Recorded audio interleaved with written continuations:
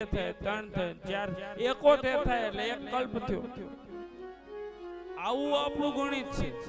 અને આવું કઈ જાણ્યા વગર, કોઈ દી શાસ્ત્ર સાંભળ્યા વગર અમુક એવું આપણને કહેતા હોય, મારા મર્યાદાથી કહેવાય અહીંયા, અમુક એવું કહેતા હોય કે 2030 માં આમ થઈ જવાનું, 32 માં આમ થઈ જવાનું, 24 માં આમ થઈ જવાનું, પ્રલય આવી જવાનો છે.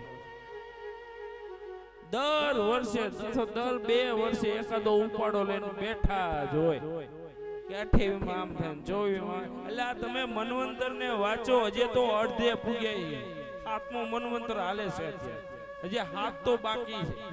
કોઈનો વાળે વાંકો થવાનો નથી, કાંઈ પરલય થવાનો નથી. હું તો શાસ્ત્રને આધારે કહું. આ તો કોઈ આમ તમને તમે બધા એમાં હાથ પાડવી પડે. આવ્યું જોઈએ 2-3 વરહ તો માંડ ખાલી જાય.